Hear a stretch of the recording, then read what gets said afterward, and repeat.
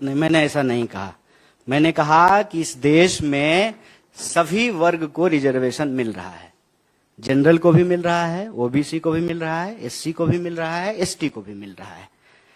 तो इस देश के अंदर रहने वाले जो लोग हैं उनका हर जगह भागीदारी सुनिश्चित होना चाहिए, और ये बात जो है किसी भी लोकतांत्रिक व्यवस्था के लिए जरूरी है।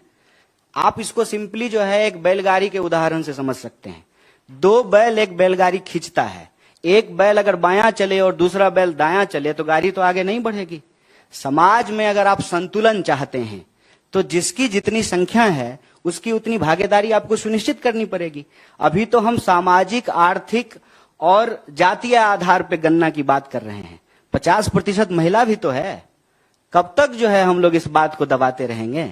आधी आबादी को कब तक जो है उनके हक से हम लोग महरूम करके रखेंगे? ये जो सवाल है इसको आप एक वर्ग के द्वारा दूसरे वर्ग के खिलाफ किया जाने वाला किसी कार्य के रूप में मत देखिए।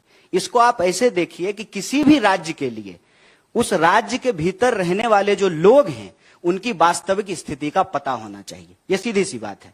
राहुल गांधी जी ने कहा है, वो राहुल गांधी जी नहीं आज कह रहे हैं। आप जानते हैं कि इस देश में 30-40 साल से यह बात कही जा रही है। मेरे ख्याल से आप उत्तर प्रदेश हैं, उत्तर प्रदेश में जो है एक बड़े नेता हुए मान्यवर कांशीराम जी, उन्होंने यह नारा दिया था, जिसकी जितनी संख्या भारी उसकी उतनी हिस्सेदारी। और डेमोक्रेसी में और हम कह क्या रहे हैं? क्या कहती है बीजेपी? बीजेपी तो बार बार बहुसंख्यक बहुसंख्यक बहुसंख्यक ही बोलती है ना। किस आधार पर बोलती है? क्योंकि इस देश में गणना हुआ है, गिनती से हमको पता चला है। योगी जी इसी आधार पे 80-20 कर रहे हैं ना, क्योंकि वो गणना हुआ है। आप यह बात बोल रहे हैं।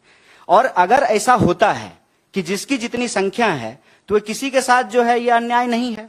अरे मेरी संख्या 5 है तो हमारा 5% होगा, जिसकी संख्या 20 है उसका 20% होगा, महिला की संख्या 50 है तो उसका 50% होना चाहिए। तो राहुल जी ने इस आधार पर यह कहा है कि अगर आप लोकतंत्र को मजबूत करना चाहते हैं तो लोगों को उनकी संख्या के अनुपात में आपको हिस्सेदारी देनी पड़ेगी। और ऐसा जो है राहुल जी सिर्फ बोल नहीं रहे हैं। मैं कांग्रेस पार्टी के द्वारा लिए गए हाल के दिनों में कुछ फैसले की तरफ आपका ध्यान आकर्षित करना चाहता हूं। पिछली 2 महत्वपूर्ण जो है कार्यक्रम भारतीय राष्ट्रीय कांग्रेस की तरफ से हुआ, एक उदयपुर का चिंतन शिविर और दूसरा रायपुर का महाधिवेशन। दोनों ही जगह यह बात कही गई कि भारत दुनिया का सबसे युवा देश है। हर 5वां नौजवान दुनिया का भारतीय है। तो आप अगर कोई नीति बना रहे हैं तो आप युवाओं को नजरअंदाज करके नहीं बनाएंगे। इसीलिए 50 अंडर 50 का पॉलिसी लेकर के आया गया है। इसको सिर्फ आप कास्ट के फ्रेमवर्क में मत देखिए। इसमें जाति भी है, वर्ग भी है, लिंग भी है, आमदनी भी है और हर तरह के पहचान। अब मान लीजिए, क्या साउथ के राज्य ने यह मांग करना नहीं शुरू किया है कि हम सेंटर को जितना टैक्स देते हैं बदले में हमको उतना रिटर्न नहीं मिलता है? ऑलरेडी ये मांग वहां के राज्य कर रहे हैं। तो हमारा सिंपल और सीधी सी बात है कि सरकार को आंकड़ा इकट्ठा करना चाहिए, सरकार के पास आंकड़ा होना चाहिए, ताकि सरकार जब नीति निर्माण करे तो उसको नीति निर्माण करने में सुविधा होगी। और आप जानते हैं भारतीय सांख्यिकी आयोग आजकल उसके पास करने के लिए कुछ नहीं है। ना इकोनॉमिक सर्वे करा रहे हैं, ना अनएम्प्लॉयमेंट का डेटा इकट्ठा कर रहे हैं, ना जनगणना करवा रहे हैं, ना जो है उनकी संख्या जारी कर रहे हैं। तो पॉलिटिकल स्लोगन में यह सुनने में तो बहुत अच्छा लगता है, देश आगे बढ़ रहा है। कितना आगे बढ़ा है? ऐसे नहीं हो सकता है ना। आपको हम बोले कि भैया केला लेते आइएगा तो आप पूछेंगे ना कि कितना, आधा दर्जन की 1 दर्जन? तो जितना हमको जरूरत होगा उस हिसाब से बोलेंगे। डेटा को लेकर के इतनी रिलक्टेंसी, इतनी हिचकिचाहट सरकार के मन में क्यों है? तो राहुल जी ने यह प्रश्न सीधा सीधा उठाया है कि एक तो हमने 2011 में जनगणना कराया था, तीनों आधार पे कराया था। अगर आपको प्रेम है तो पहले तो आप 2011 का ही डेटा रिलीज कर दीजिए। दूसरा, हर 10 साल में जो जनगणना होनी है उसको कराइए। ऑलरेडी 2 साल लेट हो गया है। और जब करा ही रहे हैं तो एक ही खर्चा में हो जाएगा।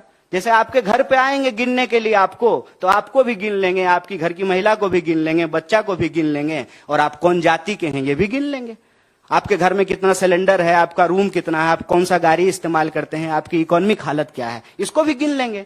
जितना हमारे पास जो है वेरिएशन ऑफ डाटा रहेगा, डेटा रहेगा, बिहारी आदमी इसलिए डाटा बोल देते हैं कभी कभी, जितना हमारे पास डेटा रहेगा उतना आसानी होगी हमको पॉलिसी बनाने में। तो अननेसेसरी जो है ना, इसमें कोई पॉलिटिकल मीनिंग नहीं ढूंढना चाहिए। ये राज्य की जिम्मेवारी है और जनता का अधिकार है।